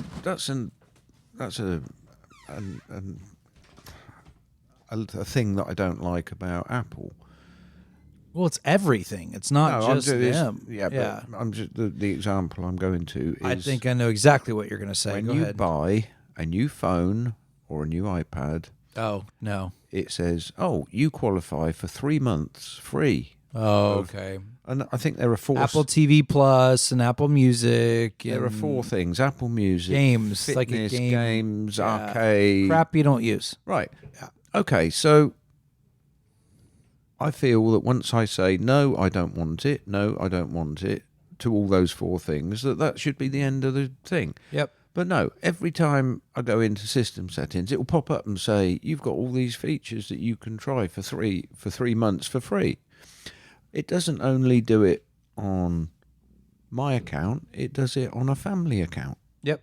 So somebody else that hasn't bought a phone or bought an iPad suddenly gets the option to opt into 3 months free because you bought something, and if they opt into it, you don't know they've opted into it, but it's on your account. So then that 3 months comes up and they start billing you for it. And Yeah. It's like, well, I didn't opt into this. Oh, well, so-and-so in your family did. It's like, that shouldn't be allowed. So one thing that I dislike about Apple in general is when you get billed through Apple, you have no idea who it is. It just says Apple $14, Apple $5, Apple $8. It doesn't tell you. And if you go into your like your bank or your statement, or you even go into the Apple realm of it, it doesn't give you a description. It just shows that you've been charged by Apple. I've had that problem. I have. Yeah, like Recent. like every time like my YouTube subscription renews every month, it's like it tells me YouTube premium. Mine, it doesn't. It I've just got says Apple. subscriptions and they come up and it's like, yes, it comes up. I think I get a notice from the credit card company says you just got an online charge from Apple for $5.99 or whatever. But if I on the iPad or the phone, there'll be a thing that says this is, you know. You'll have to show me that after the show, because I have never seen all it says is Apple $4.99 or Apple $8.99 or Apple blah blah blah blah blah is all it's saying, and it's really bizarre. You just need to ask them for an itemized receipt. I haven't got many Exactly. subscriptions, so I guess I know what they all are, and I don't worry about it. But I know. But I also get an email from Apple. See, I don't. Which is a receipt. Don't get an email. The only emails I get is from Kaleidoscape because I have a movie buying problem. Did you check your spam folder? Oh. Or check your email address. Or check my email. Oh. Yeah, that's a good idea too. Yeah, no, there's several different things. Okay, so moving into, you got anything else, Ian? Not right now. Okay, so Raymond, I'm calling you on the carpet. You can What'd I do? you can scoot your butt if you want, but that was a weird visual. Sorry. We talked about this, Justin. That was like Byron. That was like the Byron visual in the motorcycle. Can't do it. We're at everybody in the audience is like, what the hell? Why is Byron naked? And why is he on a motorcycle? It's a cult thing. Yeah, I don't know, and I didn't want to touch his mic. No, me neither. So before you disappeared, you got very heated on a certain topic. And you'll have to go back. You can go back and look at your notes. It was talking about tickets, and you were referring to AI or robots or something. Can you Spammers. No. Can you go into that? Scambots. Scambots. I mean, you can go back and look at your notes. I mean, it's all there. Oh, on the text? Yeah. It's on the text thread because because I had asked you to elaborate because I didn't know what the hell you were talking about. Yeah. And then you and Ian got on the same wavelength and you guys were going back and forth. And I kept thinking, what the hell are you talking about? Okay, Like what? So I'm going to ask again, what the hell are you talking about for topic 5 in closing? So what's going on, right? So like I'm a collector, right? I've been collecting basketball cards. Lately, me and my wife, we do Pictures a of lot athletes. of stuff. He's been collecting pictures of athletes. Yeah, no.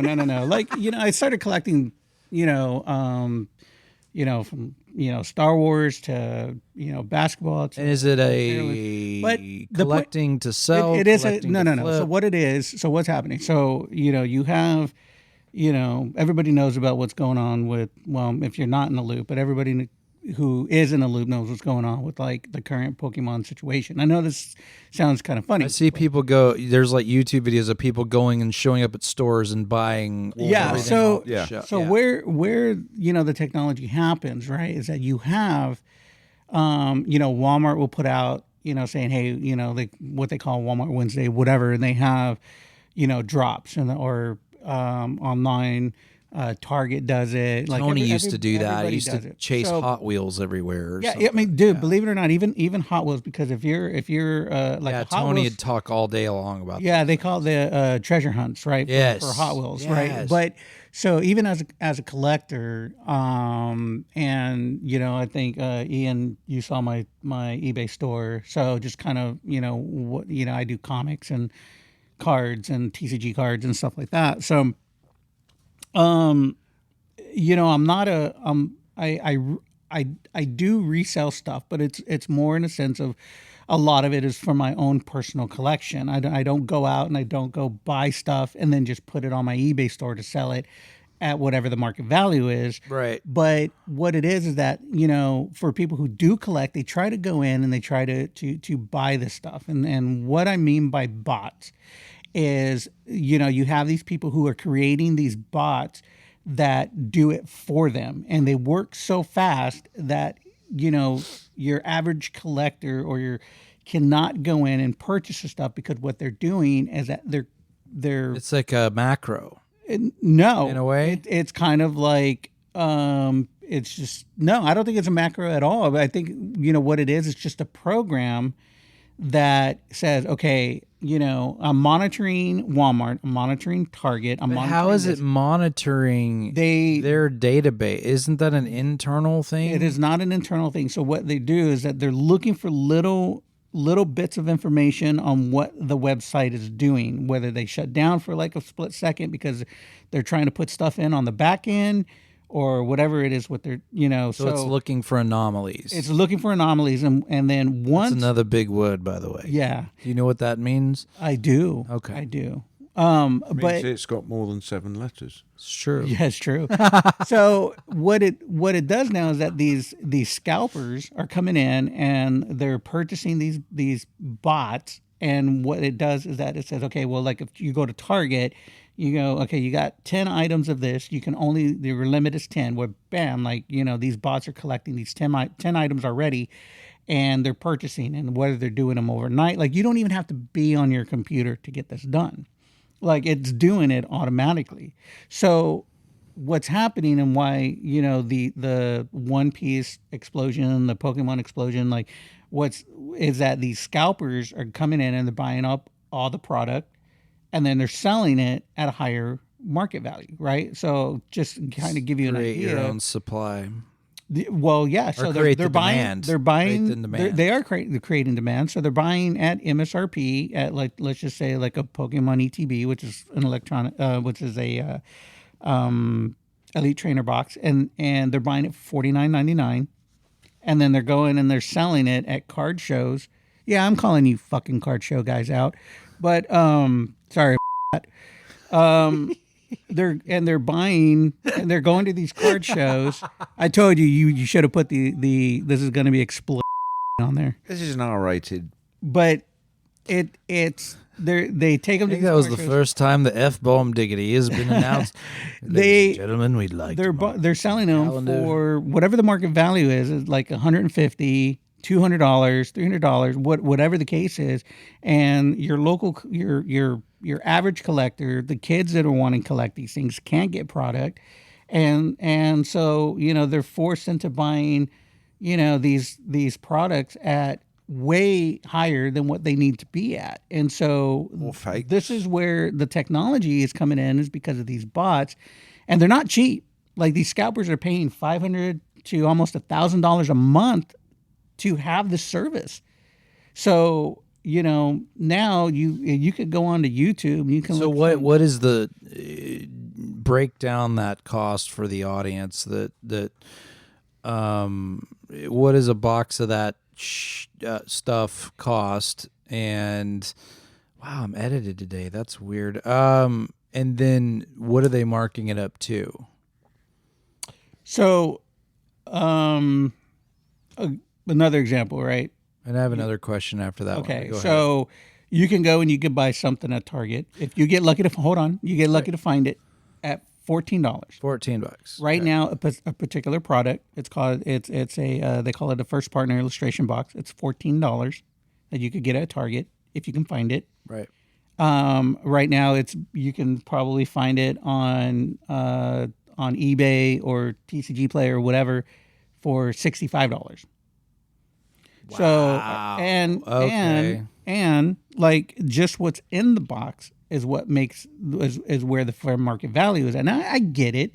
There are certain cards, and this goes way back to sports cards, because I do have. You could get the Upper Deck set, and knowing X, Y, and Z is going to be in there. I do have some sports cards that they're not expensive, but they're more expensive than your typical $2-3 cards. But they're doing this thing to where average collectors cannot do it because they're going and they're creating these bots, they're buying these bots, and they're using technology in the sense to take everything unless you're actually physically. What do you think the margin is in that? It's a lot, over 150%. So, what do you think Target pays for that box of cards? Well, they pay whatever the cost is, whatever their cost. Right. So here's my question. So then they go by I'm a business guy. It's the same thing. Like let's just say you get a TV that's $1,000, right? That you market for whatever the MSRP is, right? Let's just say $1,500. But why don't you do that as an end user? Why don't you create your own card entity so you can get dealer access to Tops and Upper Deck it's and not Pokemon? That easy. So I'm glad you asked that question because now what's happening is that you have people like Tops that are becoming the scalper, right? So, I'm calling you out, Tops, but I'm never going to get a distro with them. But the thing is that like they have. So all you got to do is open up in the back of my building and say it's Ray's Card Shop. Have a physical address that's brick and mortar, and then go. So now Tops what they're doing, right? So when the NBA. When Topps got the NBA license for these cards, what they did is that it used to be Fleet or Fleer. Well, so what happened is that they put out your regular cards, right? Just your regular cardboards, and then they have their Topps Chrome product, which at one point was not really that expensive, $29 for a pack of 6 or whatever, but with the NBA. They're what they call mega boxes, which you could get for $49. They raised the price to $89. Then and then you look at people like GameStop, who is saying $49 for a box of whatever is now they're charging $150 for this product. So GameStop has become the national scalper. But, no, it's making going sense back now. going back to the whole because GameStop's broke. They have nothing else. No, they want to buy eBay though. But no, they got turned down. So the thing is that when it comes to technology, these scalpers are going in and they're using this technology and they're using these bots to go in and buy product that nobody else can get, and they're not just buying one; they're buying like whatever the limit is. So why don't you become a dealer? Here's the no, because I keep going back to again my business. If I want to sell Rotel, or if I want to sell Anthem, or I want to sell Sony, or Synthesis, or whatever we have, if I want to sell that, I become a dealer. The worst they can say is no. Right. So here's the or thing. they have a minimum. What's called a yearly minimum of business of what you have to buy, right? But it doesn't work that way in this type of hobby. Okay. So the way that that's why I'm asking. So the way that the distribution works with this is that you might have to have a brick and mortar. You can't be an online person. Okay, you have one. There you go. And then if you're lucky to get distro, they're not going to allocate you what you want. They're going to say, well, we want to see how you do, so we're going to give you crap that you don't want and see how you sell that. Oh, so G went through that the way with Lululemon. Yeah. Because they said, oh yeah, you can be a Lululemon vendor, and it was only the colors that people weren't Didn't gonna want. buy, Right. or black, Yeah. or whatever. Like bright orange and lime Right. shit. Right? Exactly. But Yeah. it's kind of, and that's where the technology that I'm talking about is heading, and where it's heading consumers. Well, you should. I mean, again, And it's definitely like, because you have a brick and mortar here.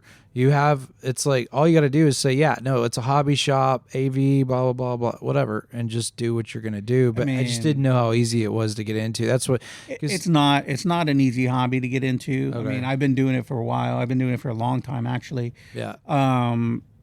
So it's My thing is, if you could become the guy that the bots buy from, then who gives a crap? well, yeah. So what? I'm the sure thing there's is, restrictions on that too. I think like your local hobby shops, right? Like we have. It was funny because when Byron was telling me he's gonna be in Tulsa, there's a hobby shop that I visit when I go to Tulsa for work. Right. And they have a really good concept where to kind of help fight this stuff is if you want to buy a sealed product, then you're gonna pay fair market value for it. Right. So we're gonna charge this $400 box. So everybody has MSRP, FMV. The way that they try to fight the bots and the scalping, because they have distro, right? So the way that they fight it is they say, well, you can buy this for MSRP, but we're going to open it. We're going to cut it open because that way it beats the scalping. So do you want it at this price? No, because the scalpers want to sell it sealed. They want to sell sealed. So they're just cutting them off. I'll tell you what. knees. Next time, that's awesome. I'm going to show love you. that. We're gonna take a visit. We're gonna take a tour at the next Conroe Card Show. I got a couple of buddies who work the show. Yeah, I would love that. And it's really cool. I mean, don't get me wrong. I'm not talking about like. So you're fighting technology. You're fighting it tooth and nail, and 99% of the time I'm losing. All right. Losing. Wow. So technology has been used. It's a good and evil type kind of a thing. I remember Tony talking about he had to go to Walmart at a certain time because that's Right. when they put out the new Hot Wheels. But he was also telling me that most of the stuff was scalped by the employees. Like the It is. There's employees no would doubt. just take them Yeah. as they're unboxing them. They would take them all the good stuff out, and then sell them online. They do. They put them to the side. So why don't you just go work at a Target Trust me, I thought about it. Wednesdays only? Yeah. It's whenever their drop is going to be, but You can't even physically move faster than the computer no, you because it cannot. already may be allocated. As soon as it gets scanned with the code, it gets allocated. It's not even like you just get a chance to kind of look it up whenever you got some Okay. time, because it's going to take Well, you no, down because a that's what rabbit I was hole. trying when I was reading the text. So, ladies and gentlemen, we have a text thread that goes between the four of us, and this is how we build the show for the week. And Ray got very, as you've heard, spirited about this very topic. Spirited. And spirited, yeah. It's again, I'm trying to use big words. High protein now, living, Green grass juice. Got it. getting shredded up, drinking cow manure and grass juice, yeah, all that. And he got very spirited about this, and I was like, dude, I don't have no freaking clue as to what you're talking about. Why are you so mad about this? And then Ian knew what he was talking about, which how did you know what he was talking about? Well, I've seen and heard things in other areas. Woot, for instance, Okay. which is a a discount site for Amazon, Well, overstock site, and every so often they'll have computer memory or graphics cards, and those are things are like hen's teeth. You can't find them anymore. Right. So as soon as a piece of, like, you can get I can't even remember the name of them, like the 5090 NVIDIA I chip. just got an email across my phone. Open box set Pokemon. Da da da da. I'm just letting you know. I have never bought a Pokemon. No, that's wrong because the kids used to love Pokemon. But I've never bought a Pokemon anything probably in a decade. Well, you're probably never gonna do it because you can't. But I just got an email about Pokemon. So That's funny. Anyway, back to the video card thing. Is like, so their sales always go on at midnight, and it's like by 1 minute past they're sold out. They may have only had one, they may have 10, they may have 100, but they're gone. And people I've seen said, why can't we ever buy them? And people come back and say, because the bots bought them all. The same thing's happening. And I think this came out, we were talking about the Blue Dot Fever thing and people not being able to get tickets for, or not people not buying tickets for shows and things. But the World Cup, the FIFA World Cup, as in soccer, football, is coming within a few weeks. And half of these structures aren't even finished yet. That's the nightmarish part about all of this. That's not where I was going. I know. So you can't buy tickets for want of trying. I mean, Houston area has games, right? Yeah. But the tickets are all gone. There were supposedly some $60 tickets, but apparently that was about 1.7% of the total thing. So if you want to buy a ticket now, you got to pay. They're apparently sold out, but you can still buy the tickets because the scalpers have them all. But today, the hotels are reporting that they have not seen the bookings that they were expecting. So people are not buying the tickets. The scalpers have got all the tickets, but people aren't coming to watch the games from other countries. Because they can't afford to buy them. Right. And it's like, the question was, so if you're coming to Houston to watch these games, where are you staying? Because the hotels say, no, we haven't sold rooms. A lot of them live in Houston. Like we thought, Yeah. well, that's a possibility, but I don't think that the World Cup is going to be such a well-attended event. Well, I think a lot of that too has to do with a lot of whatever's going on politically. But Yes. it kind of sucks. But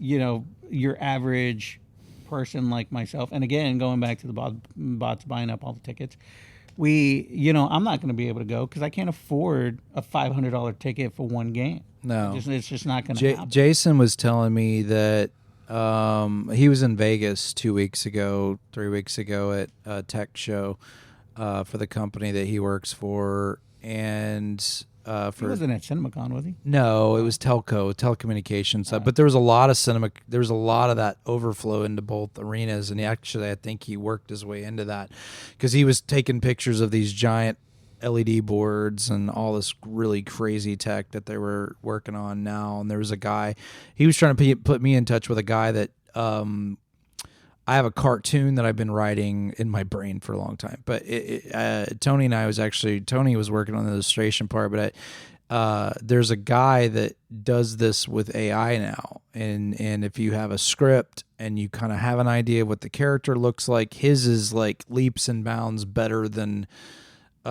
almost to the point where Disney or Hollywood could use it. It's getting that good, but it's not pulling from stuff off the internet. It's actually drawing it. So it's a different type of AI that's helpful to the industry, not pirate. It's to help artists that like me that can do voices and do voiceovers and then are working on other projects afar and stuff. Get their own thing out there without being dependent on an artist. Right. It just, even if it's a concept that you can bring to someone like Cartoon Network or something like that and say, hey, I've got this thing, here's the first pilot.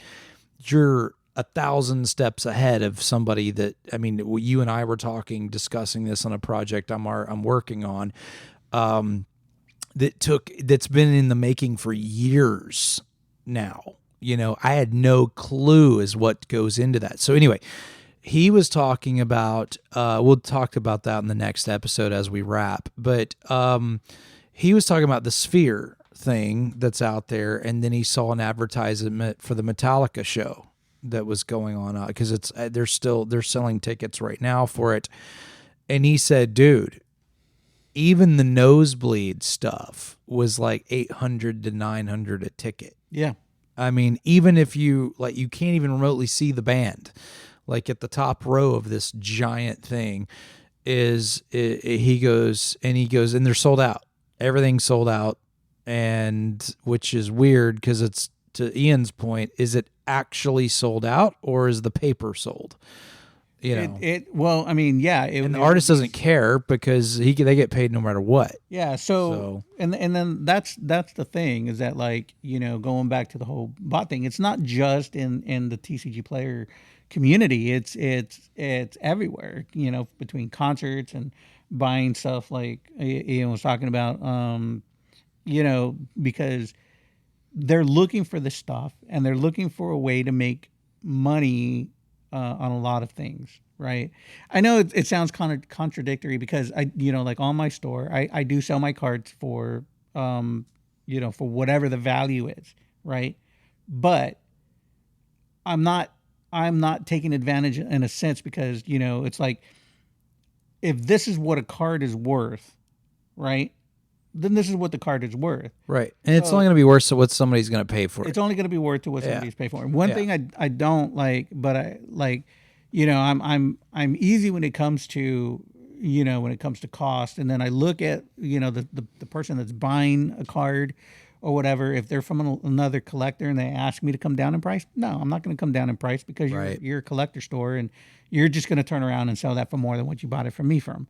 But, that is what everybody does anyway. For years, right? That's you're not gonna drop your price down if somebody comes in and says, "Hey, I want this Macintosh amplifier, this 2-channel amplifier for $400," when it's worth $4,000. Well, I mean, there's a guy right now that does that with Sonos. He lives in Dallas, and every now and then we'll have used pieces of like Gen 2, but it's still the white boxes of Sonos. They don't look like the new stuff, but it works with the new stuff.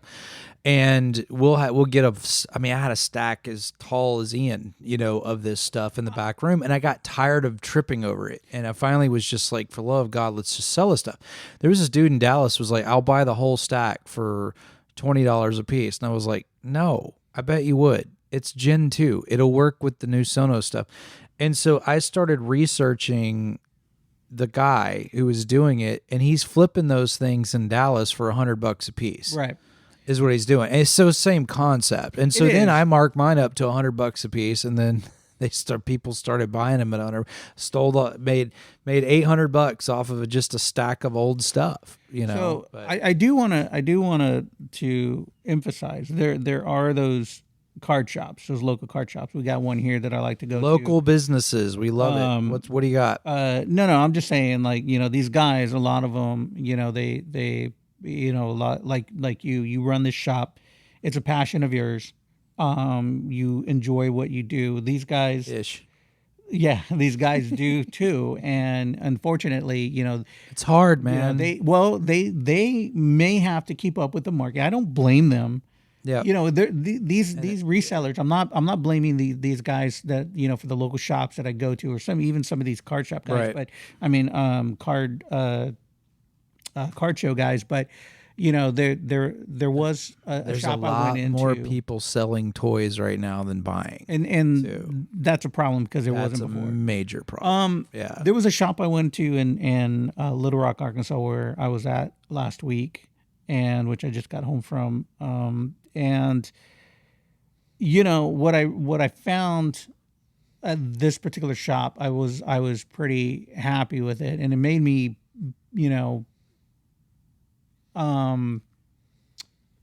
just kind of appreciate what they were doing. So, they have two prices. They had two prices, and one of the price was MSRP, and the other price was adjusted. And so I asked them about that. I said, "Hey, I'm surprised you have stuff for MSRP," and he was just kind of like, "Yeah, the MSRP stuff that we get is from distribution. The adjusted prices that you have are from where we had to go buy stuff from," meaning they're buying, even the local card shops are buying from resellers. And if they're buying a Pokemon Prismatic Evolution ETB for $150, well, now they're not going to sell it for $175. They're going to have to sell it for $175. Yeah, to make $10. But what I liked about the shop was the fact that they had two prices, and it was explained very well that they can sell for MSRP because that's what they got for distribution. Right. And it makes sense. So, but a lot of these local shops that are here in Houston, Or Loop. just doing the adjusted thing. They have to, because they like if Well, it wasn't there one called Space something Space City? space. There was a shop. It was a It was comic, a right off comic shop. Hannah, right, and Woodlands Parkway. No, it. So there's Or did they move? there's a place called Space Cadets. That's what I was talking about. in Shenandoah, right behind, right where the, I think right where the. I'll have to go check that out. Daiso I or hadn't something been, like I that. hadn't It's a- been to a card shop in 1,000 years. but They're mostly, they don't really deal a lot with cards, but they do a lot with comics. Yeah. And so I used to, they did move. They used to be somewhere else, but they did move. But Oh. they get distribution, and they're selling for whatever the comic. the selling for. wonderful world and technology and drama of card collecting. I had no idea this was even a thing. All right, so I think Ian, you got anything else? Not today, sir. Byron's probably not clothed already by now. And all right, so again, shout out to our small businesses, Serinity Sips. Don't forget open mic night tomorrow night between 4 and 7. If you don't know where it is, right there on the I-45 southbound Feeder Road, right there on the corner, right between Texas Leather and I think it's a paint store. Did you say or- tomorrow? Bill, yeah, tomorrow, open mic night tomorrow. I No, didn't think they were open on Sundays. they're not. They're not open on Sunday. It's a special event that was created by the Piggot School of Music.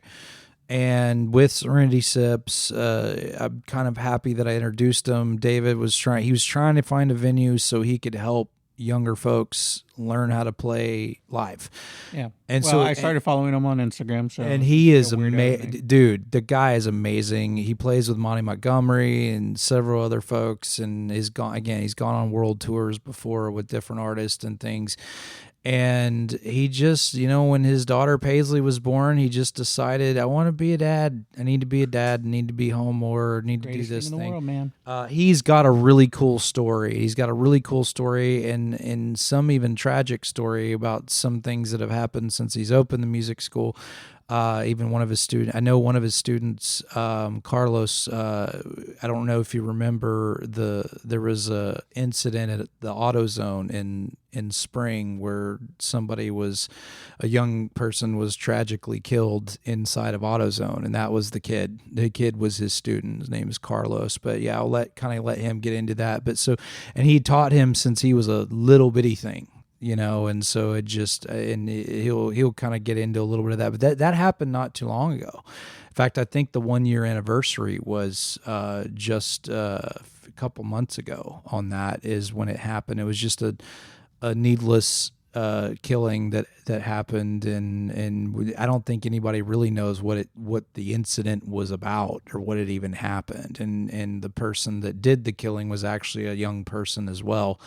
And it's just horrible story. And so they've been kind of going through that, off and on. And, again, he really connects with his students, and his wife Sherry's involved, and she really connects with them as well. And it's one of those things where I don't know how to describe it. It just, when he teaches someone, he just, to see someone as talented is him, and with his skill set connect with an audience like that, and give so much care to working with kids, and he teaches older folks too. If anybody that wants to learn how to play, he'll teach them. And he has a studio there that he works with production. He teaches them about music production and whatnot. And I'm so happy to have met him and him and his wife Sherry. Absolutely amazing people. And Paisley, I haven't met Paisley yet, but happy birthday, Paisley, with this coming. It's Paisley's birthday. That's why they're doing it. And then I think the next one, they've booked one for next month. I think that's David's birthday. So it'll be pretty fun. But the last time they did it, they packed the house. So Awesome shout out to Piggot Music in Old Town Spring. Serinity Sip, open mic night. Always love Serinity Sip. You want the best cup of coffee in town at the same prices as your local Starbucks or whatever. You're going to get a better coffee. It's all organic. They're all into that. Anything you eat there is going to be whole food and organic, and it's just, they genuinely care. It's a family community sort of thing.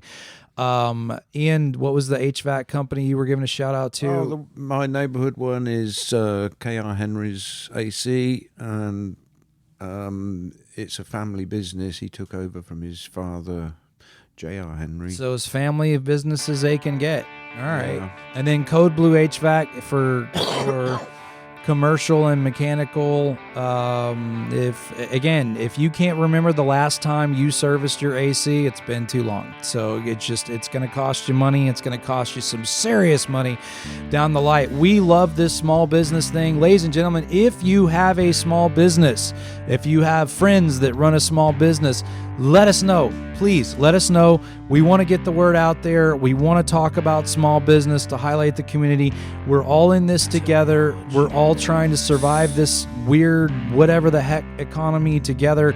And we want to highlight those businesses because they're all having a hard time right now. We love you. Thanks for listening, and we'll see you in a bit. Bye. Bye. Oh, stay tuned. We'll do, Ray and I are going to do a bonus episode probably midweek on Ray and Days. I'll just do Byron's outline because he's not here. Okay. Say goodbye to my little friend. Oh, there we go. All right. See you in a bit.